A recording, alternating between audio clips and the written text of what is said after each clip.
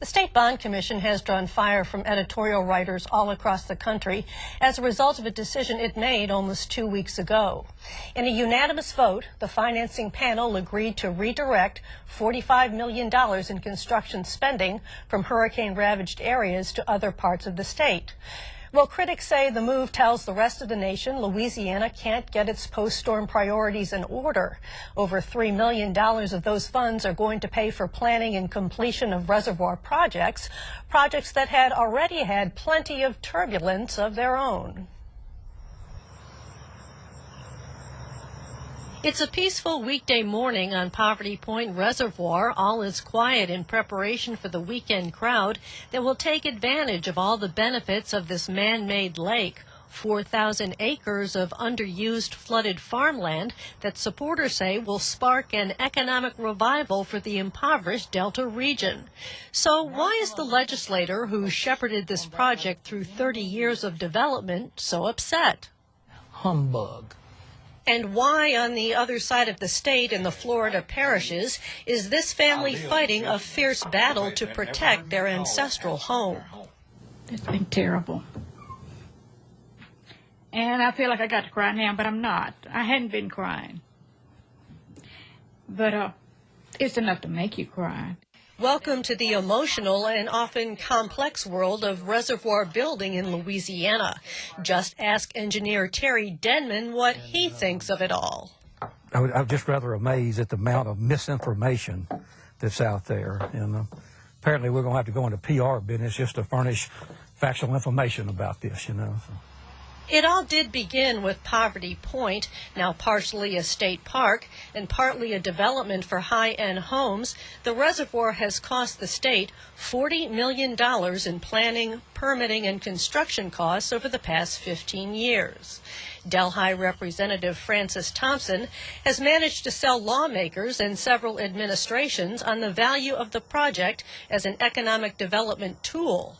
It has sparked other legislators to request man-made lakes of their own in 14 other locations across Louisiana. Louisiana has more than 150 natural lakes. It shares with Texas at Toledo Bend the fourth largest man-made lake in the nation. The state is also fed by at least 5 major river systems, and there are thousands of miles of bayous, creeks, and streams. The state's being washed away, and we're talking about flooding hundreds of thousands of acres in the interior. It don't make any sense, and we got 150 natural lakes, 30 man-made lakes, and we got 15 lakes on the books to be created now. It don't make any sense. Allen Parish resident James Moore has become the chief critic of the reservoir movement. So far, he's been successful fighting a lake that would flood the land near his home and take some of his family's property. There's a lot of people that would like to have a little lake they could go fishing at that would be closer, but we can be to any lake in 30 minutes from where we're at. We can be to Toledo Bend within an hour. It's the 4th biggest reservoir in the world. The projects are also being sold as sources of potable water, and while Poverty Point is geared up to provide that, no drinking water has been taken from here.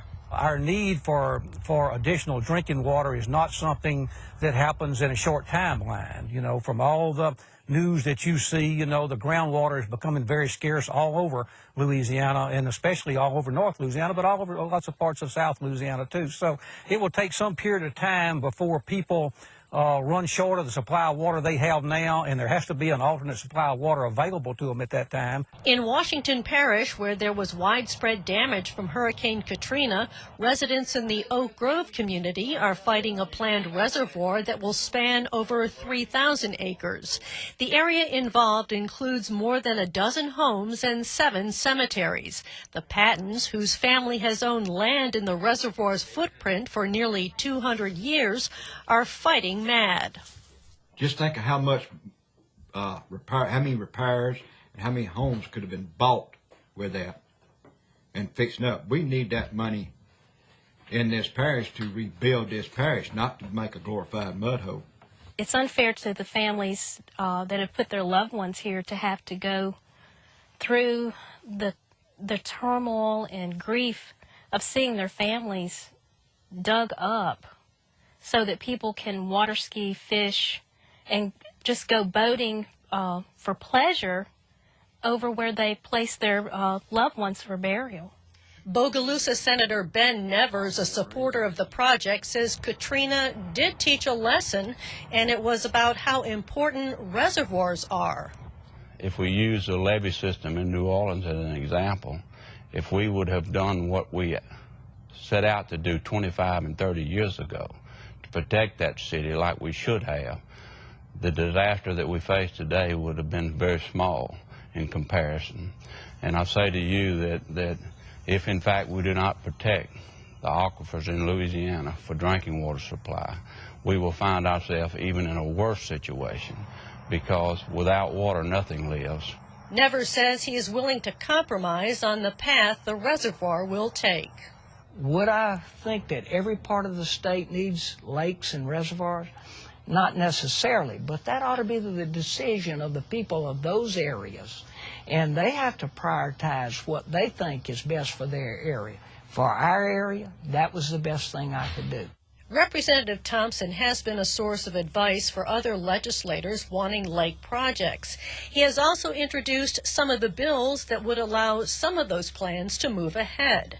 And he's under fire for another reason. His brother Mike is a consultant to several of the pending proposals, and Terry Denman can also be found as the engineer for these projects. I think we have a conflict of interest. When Mr. Thompson's a legislator, his brother's out promoting the lakes, and he's writing the legislation to create them, and then his friend Terry Denman is building them. I think we definitely have the old-style Louisiana politics there. There's just too much cronyism going on. I think that's a terrible misconception for him. Mike Thompson says his expertise in reservoir construction qualifies him for the job without his brother's help. Obviously, Francis has his job as a legislator, and he affects rural areas of the state, but he's never been in my business, never. We don't discuss it very much either, but because we have our own lives, never have I been out promoting him for. He's qualified to promote his own endeavors and his own interests. But that has probably been some of the problem there, the perception that it extends beyond his efforts. But I challenge anybody to prove anything other than what I've said, that absolutely not. Am I involved in any other activity promoting it or otherwise? So it's not a pork barrel project only by those that have not looked at it closely, looked at the investment, looked at the worth of the project now. They must have a horrible feeling in their heart to do this to people that had never done anything to them. The Sierra Club has joined the opposition. Spokeswoman Leslie March points out that there's been no study to see where and why reservoirs are being built. The environmental community has been asking the state to do a statewide assessment of what potable water we do need.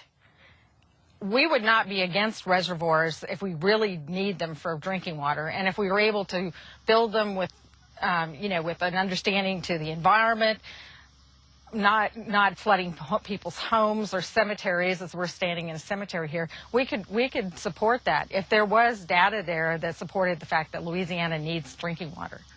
And as far as the state, as far as I can figure out on what the law says, no, they have no control over it. They get no revenues out of it. So I can't see why they need it. But yet they're financing it. The state does.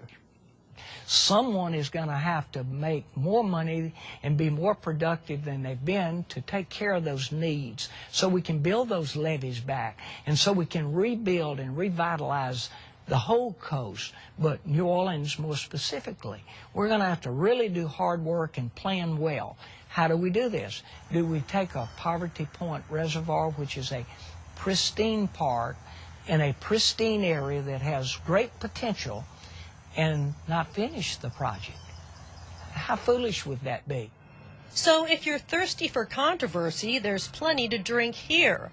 Both sides are digging in, and that's not for the groundbreaking of the next reservoir in Louisiana. And to think about being able to provide 50 million gallons of potable water a day to the citizens in that area, and for them to benefit from that ability is mind-boggling. What would you like to tell those politicians? Well, all I can say is they got a reckoning day coming.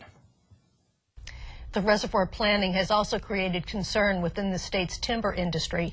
Most of the lakes are being built on agricultural or forested land, and like the Sierra Club, the Louisiana Forestry Association says there should be a comprehensive study to see if the man-made lakes are needed. Consultant Mike Thompson says he does not think all the reservoirs that have been proposed will be built.